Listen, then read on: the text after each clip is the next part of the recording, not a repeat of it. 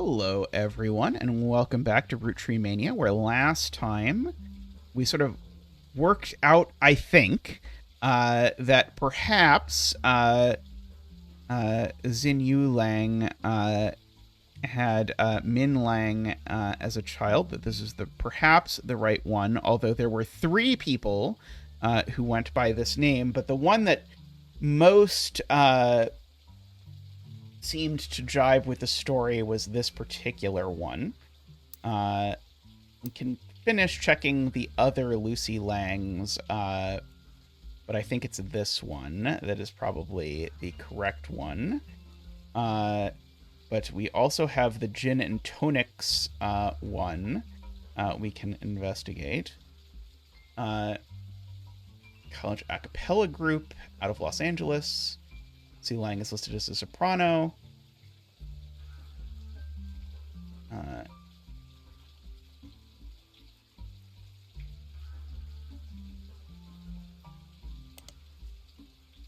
Best of college a cappella.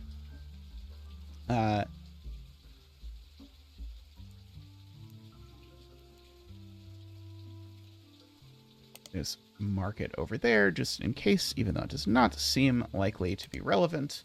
But we will search the Like the Wind name.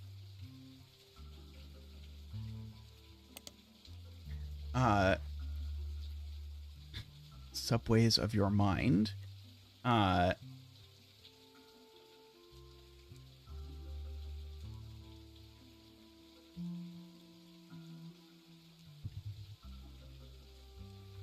Okay, so we've got this whole bit about the lyrics and everything.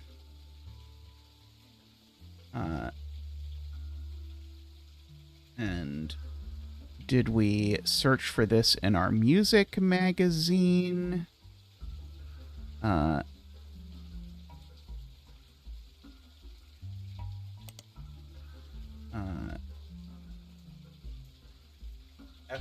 FEX.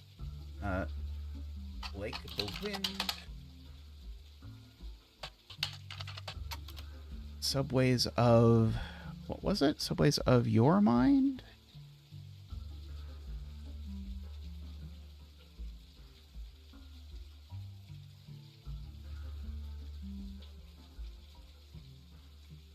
Subways of Your Mind, yeah. Nothing relevant. There was only one music one in here, right? Yeah,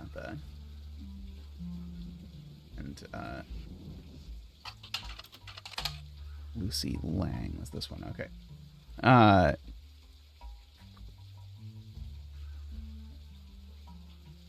As far as you can tell, none of this is relevant. Okay, and then the other one was the Corporate Synergistic Solutions Unlimited.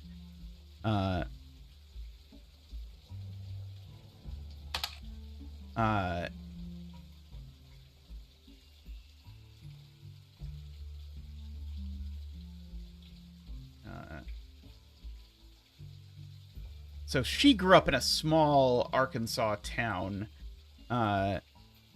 Only the second person in her family to ever leave the state. So she's definitely not the correct Lucy Lang. Highlight.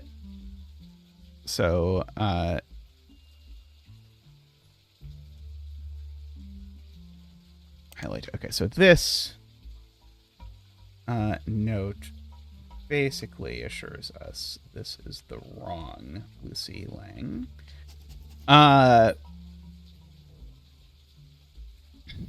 The music one, I'm less sure, but the robotics one definitely seems exactly correct from everything that we have seen about it.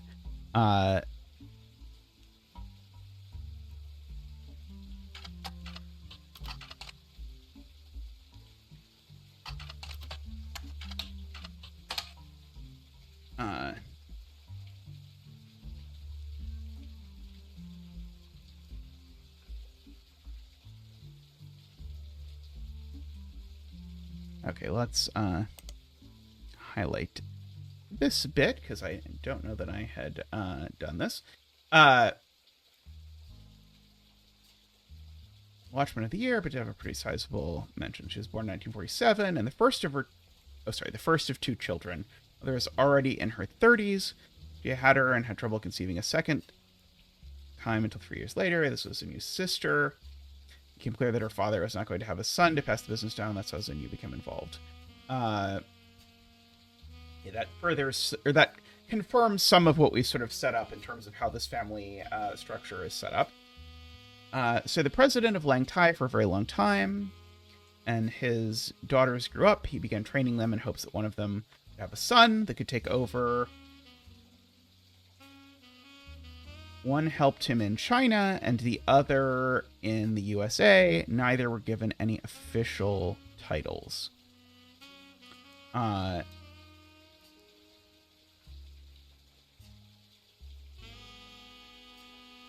she did have a son. So we've got the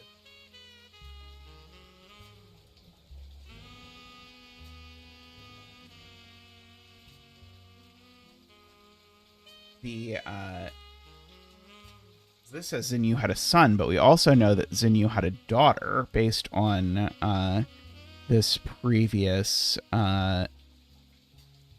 bit over here, if I read this right.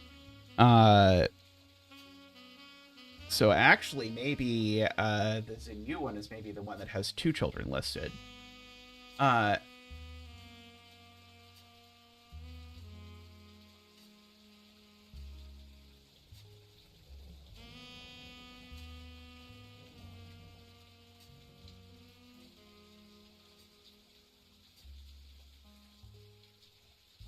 Okay, so we can mark this bit about how this business got passed on. He began to have problems related to dementia. Okay.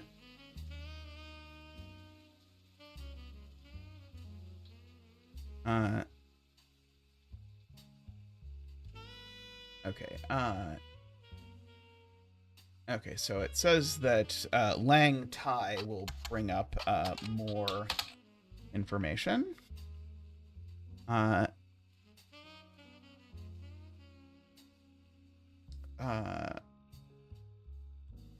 The earliest mention stands out as very unusual because it doesn't mention Lang Tai's business.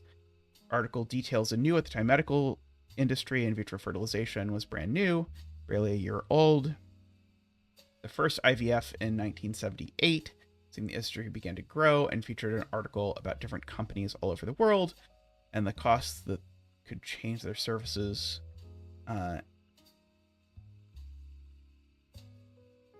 His young daughter, Lang Xinyao, her husband could not have children, so in an attempt to create a suitable heir, he paid to have their child implanted in his older daughter who was unmarried. Oh Lord.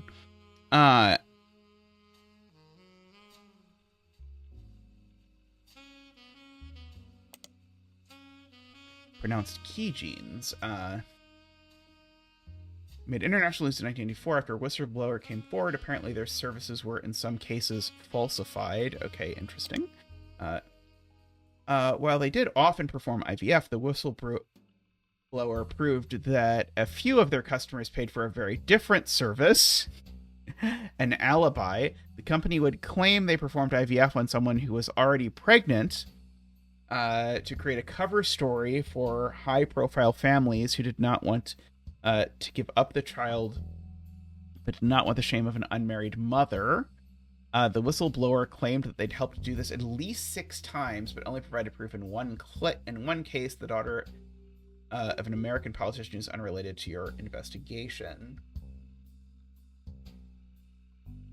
E-Genes shut down, and soon after, both founders had reportedly fled to Lebanon. So no extradition. Okay, so this definitely insinuates that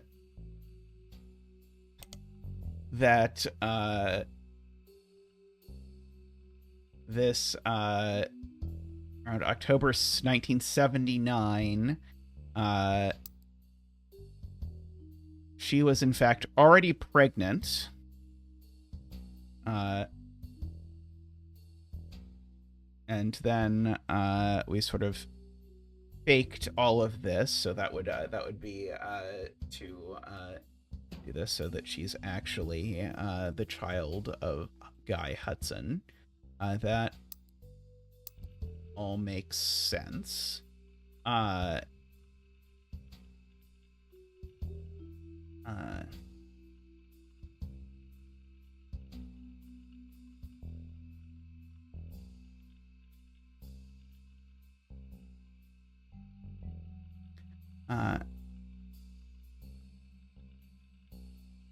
Older daughter. Okay.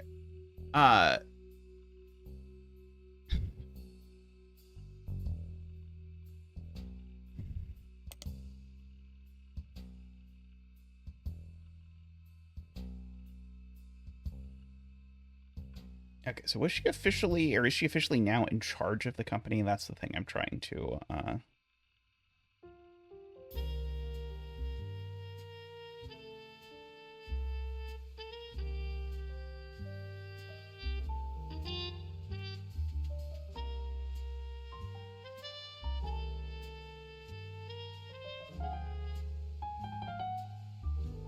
Oh, I see. Okay.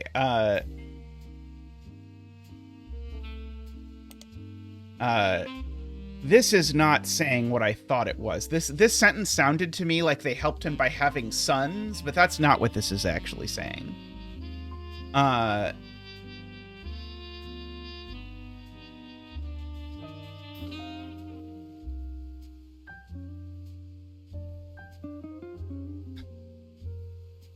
Okay,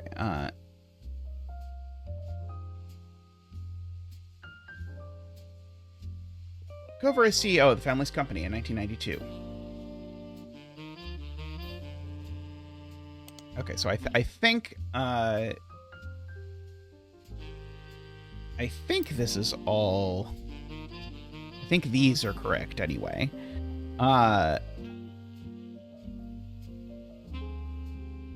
And I think we fixed this one.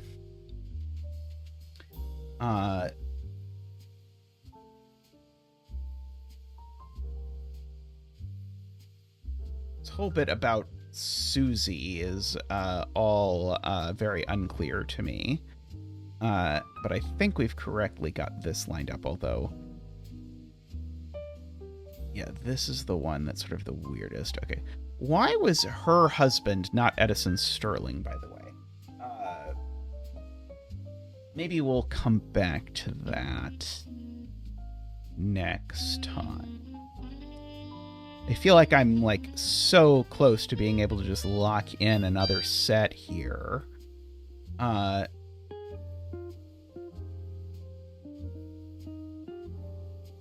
I didn't ever actually fill in that this was secretary. Maybe this will fill this in.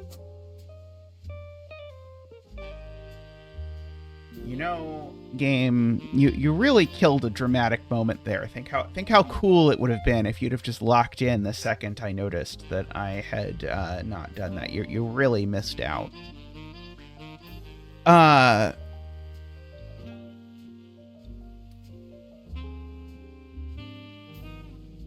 Okay, but we've parsed out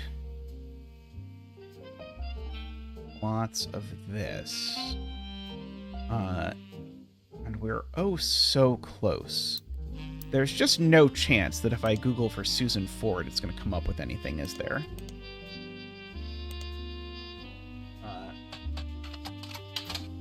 Yeah, I didn't think there was any chance.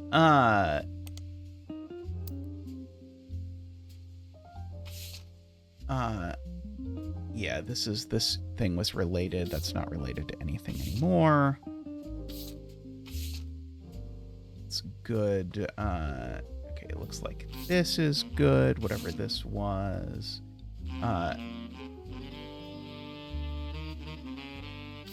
Okay. Just looking to see if they're magnifying glasses related to any of these things.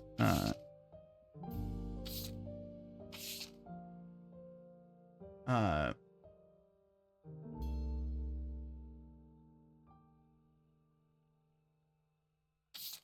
we've got that whole side. Wait, it's just nothing going to show me a magnifying glass anymore? No, this still has magnifying glasses. Let's see.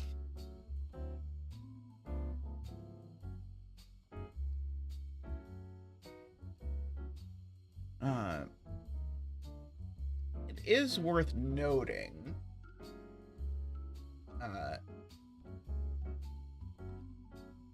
We do have this picture.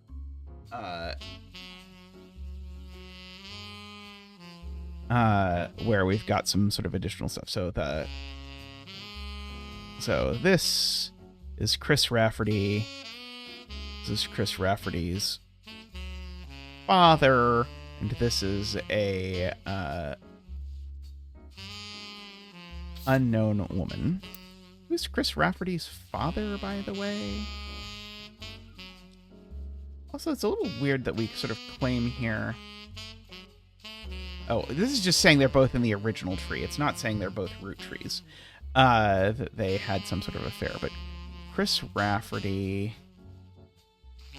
oh, yeah, so his father is Clark Rafferty, right? Is what this is saying. So that's Clark from when Clark had hair.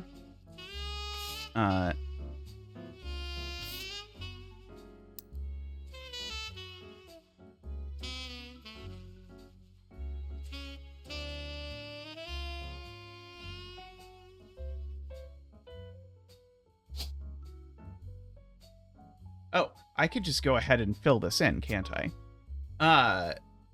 Oh, sorry, that's not Clark. This is, that one's the one that they're saying is Clark. This one they're saying is Chris.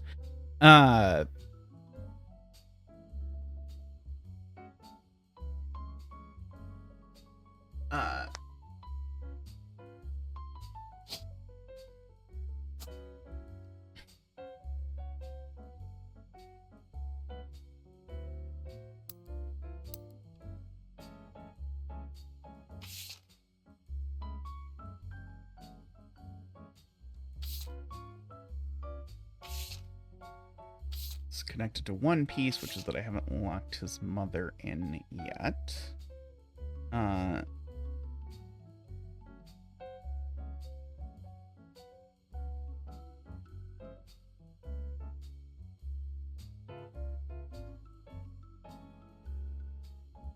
Williams. This Bess figure still seems like it wants to tell me something about that. Okay, let's see. See if anything stands out now from this, reviewing this. Okay,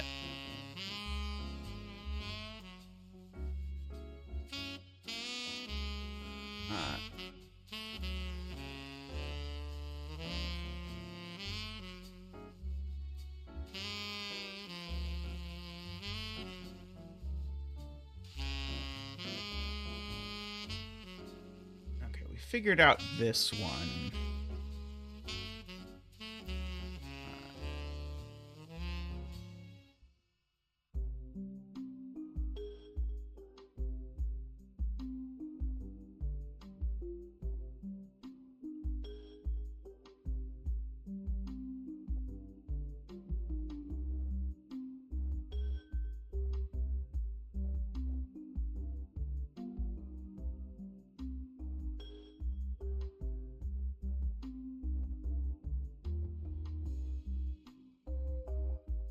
This is related to the Elizabeth business. Let's see, there's two pieces in here. Let's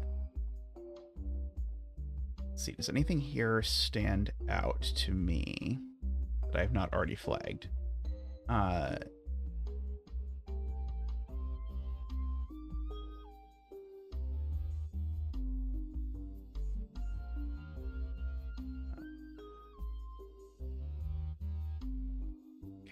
Did find that.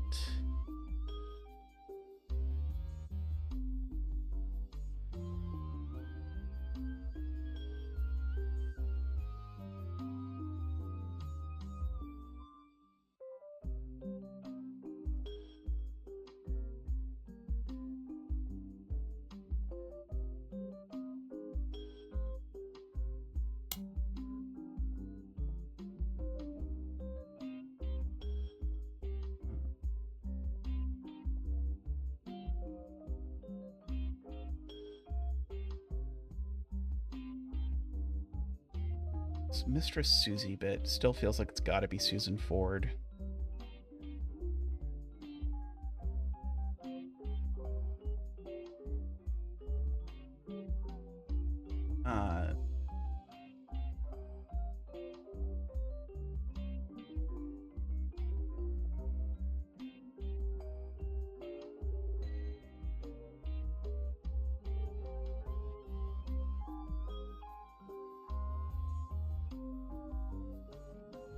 We got the Robin part right.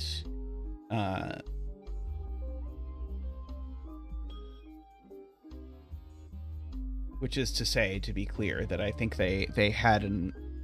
Well, affair is not the right word. It sounds like it was consensual all around. But she probably did not get pregnant based on what we have heard.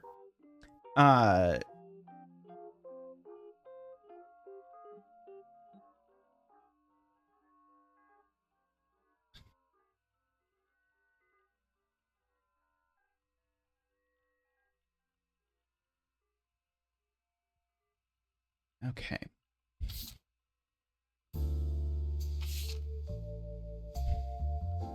I have this previously on Roottrees. Apparently has some relevant connections. Maybe it's worth reading this.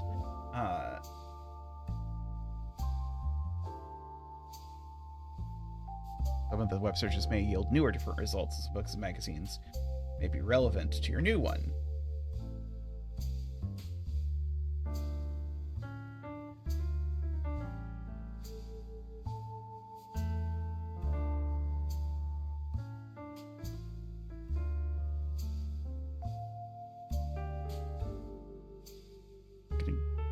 Guess I'm not going to learn anything about Elias or Gwyneth from this.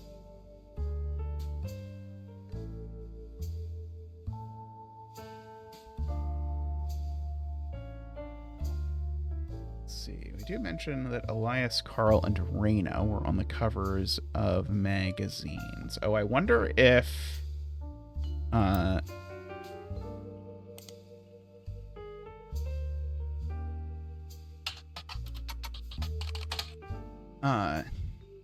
this has not gotten updated.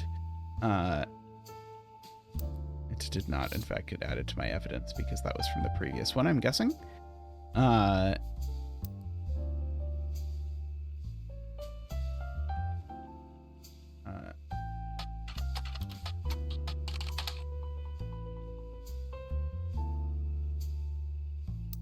was her name not Raina?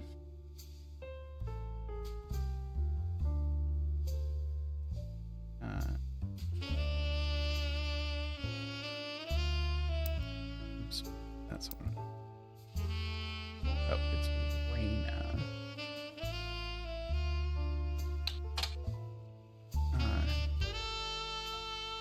For article to your evidence.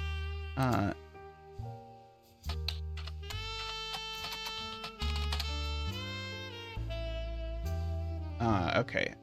So we should research some of the older stuff because like these people had just died when we last did this.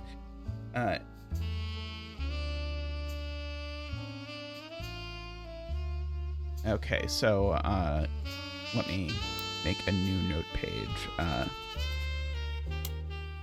Roottrees girls.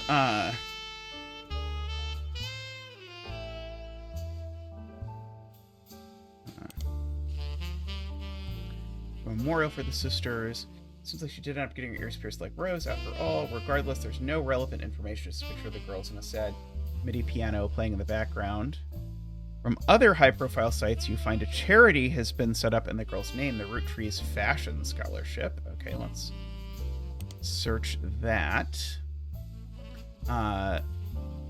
The Root website has a small memorial section to the deceased members of the family, but it contains no new information. The most recent catalog has an entirely black cover with no text. On the leadership page, you learn Root is currently managed by a designer who is apparently Brenda White's second in command. You don't recognize her name, and she seems unrelated to your search. There's also a scholarship page. On it, you find information about the Roottrees Sisters Fashion Scholarship. It's awarded to 3 underprivileged high school girls each year who wish to pursue a career in fashion. Currently, it also gives them an opportunity to show off their designs on professional models on a real runway.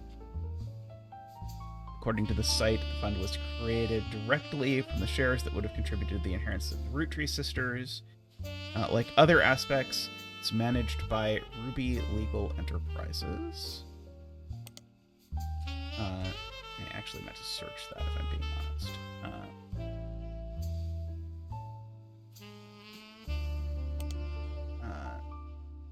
The name of the law firm that has been hired by the Roottree Candy Company for its head lawyer, Rubie Spratt. Not much about the company from before this year, though all the articles tell the same tale. After the fiasco of the Six Pieces and the revelation the Roottree's internal law group was complicit in such a cover-up. I'm a little worried my head was leaned too far away from the microphone, but I noticed eventually. They hired outside counsel. The Rubie Legal Enterprise Group now seems to have ties to multiple aspects of the Tree Company, including the Candy and Root Dot. To the high-profile lawsuit they raised against Cicely Sanchez. I think we've got everything related to Cicely Sanchez, but I'm going to search it anyway.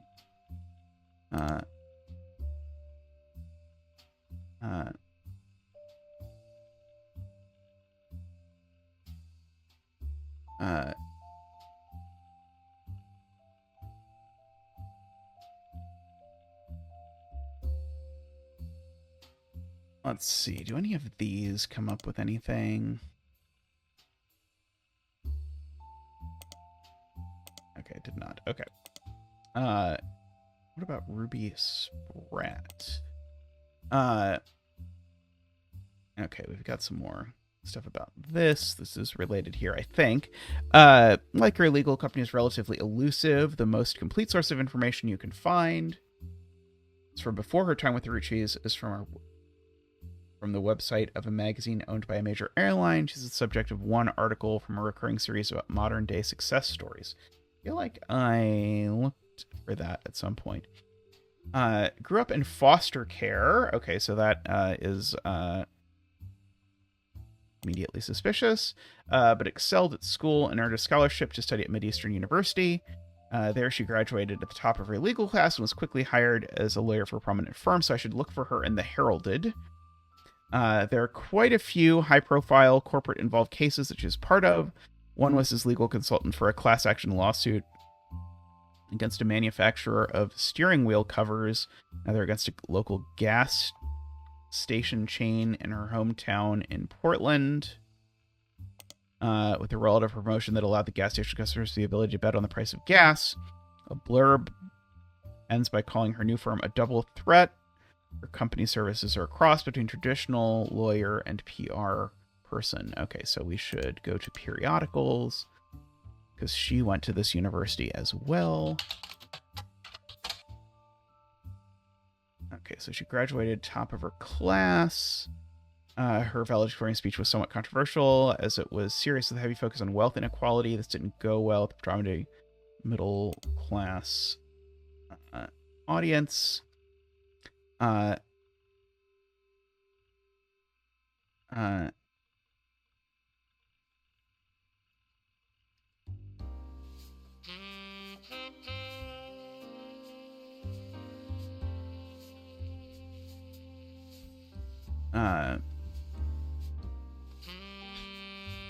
Okay, now, they mentioned a lot of articles about her in something owned by, an airline.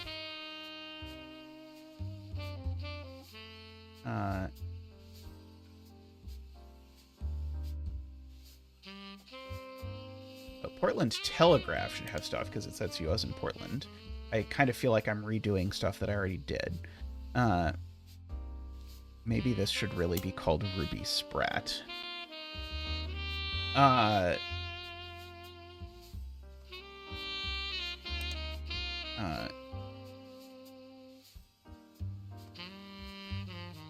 The article, she grew up in the foster care system, was apparently the valedictorian of her school, and was a Girl Scout who at the time of the article was earning a gold award. This required a project to help the community, and Rubie chose to raise money to build a fountain she called the Foster Fountain. Expected to toss coins in the fountain for good luck and will be encouraged to aim at the top of the pedestals. All the coins scraped from the bottom are slated to be donated to the Portland foster care system.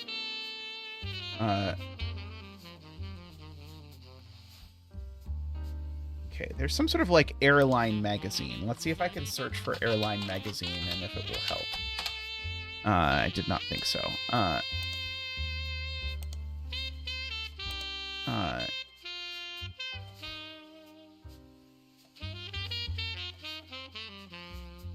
Foster Fountain. How about Foster Fountain?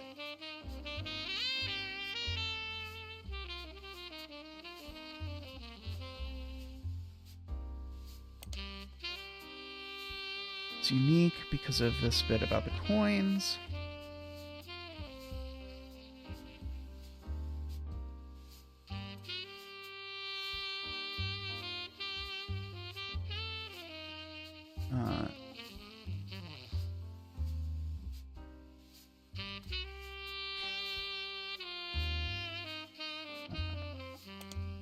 Nothing related to Portland's Parks and Recreation. Not too surprising there. Okay, where was the thing that mentioned that she was in this? Yeah, there we go. So, oh,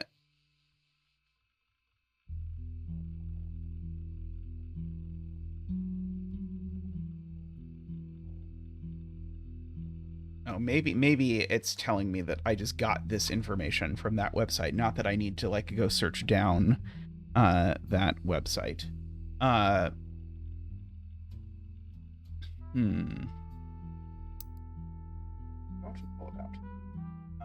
Anyway, I think that's probably enough for today, but we'll pick up next time on Roottrees Are Dead. So have a wonderful rest of your day, and I'll see you soon. Bye for now.